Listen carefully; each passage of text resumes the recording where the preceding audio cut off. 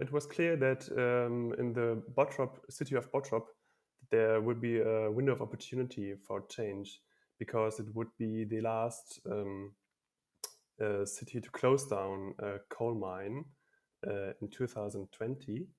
And already in 2010, the city administration, but also companies, they started a plan to have a blueprint for the economy of the city after closing the coal mine. So they had a 10 years plan and they had two goals to reduce the CO2 emissions of the city by half in these 10 years and also to improve the quality of life. And that was basically the main goals. They had hundreds of projects realized in these 10 years and it was really interesting to also live there and to see this project. Because what I think is most interesting is that the city really turned into a laboratory of change. So the city became like a site for production of knowledge on how to transition into a low carbon region.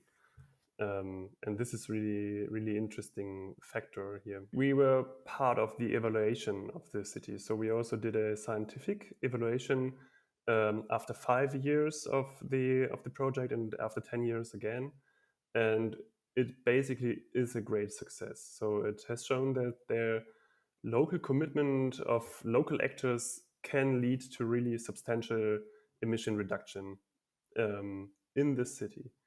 And this success was really mainly due to the bundling of resources of actors.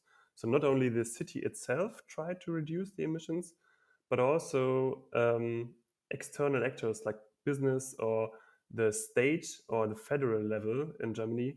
They provided additional resources, so funding, products, technologies that were implemented in this city. And I think this is a really great success because it is shown that the existing building stock of this city can be on the pathway to be carbon neutral. And this is really a showcase for a successful transition in Germany.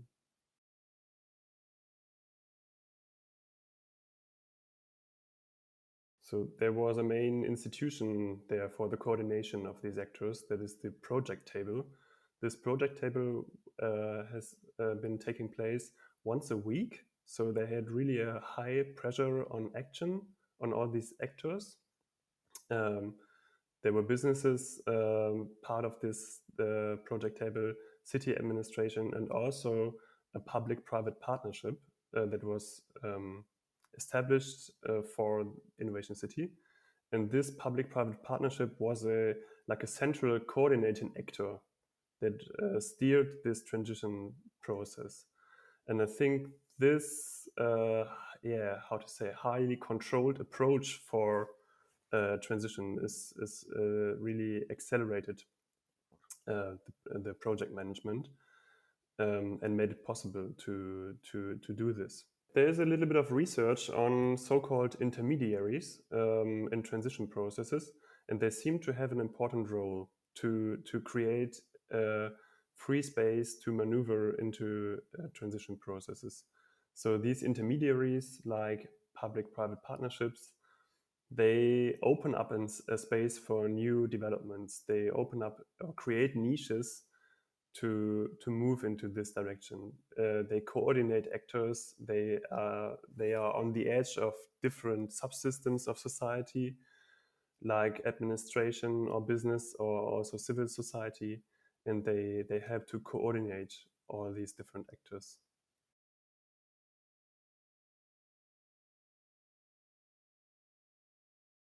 If you want to move to climate neutrality in cities, it's clear that you need all the people, all citizens to become active in this process, because all sectors of life will change from mobility to housing to consumption.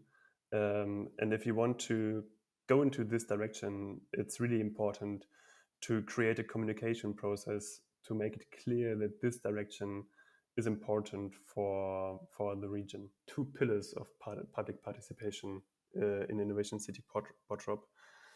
The first thing was like communication, to communicate with citizens, to gather their ideas. There were a lot of workshops or conferences to just pick up grassroots ideas and to introduce them into the Innovation City Bottrop process to make them become new projects.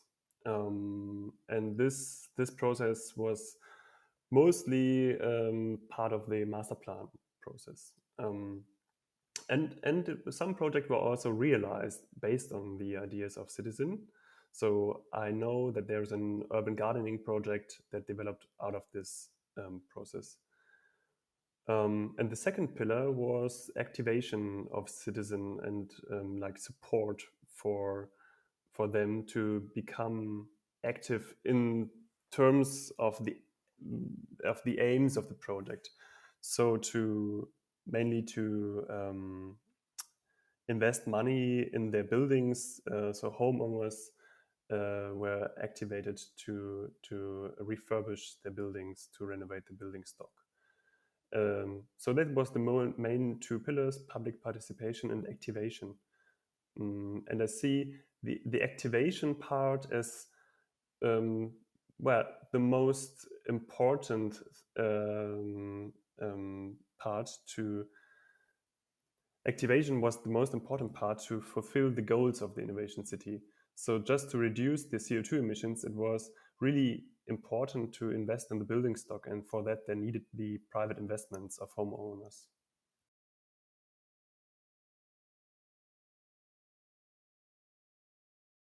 I think the first thing is that it's great that a city wants to take advantage of this chance and to transition into green economy. And it's really important to know that it costs a lot of time and energy to put behind this project of doing this. And the city of Bottrop really had a highly engaged mayor, and they had this project on the top list of his priorities, and he got elected more and more again. So I think if your administration is really has to do a lot of work already, and you put this project on top of the pile of projects they already do, it I think you should think about again if you really want to put this project into life, into your city. So is this really a good point? It's the timing right for your city? and and then I think it would be great to have to also have the top persons of your administration and politicians um, on board with this project, so they really are enabling to and push forward this project. And yeah, in Bottrop, the main success factor from my point of view was that there was an established public-private partnership. So this intermediary organization, they really created a action room for Innovation City Bottrop to reach these goals. But what could be done better, I think, than in Innovation City Bottrop is that also citizens or civil society can be part of this project table.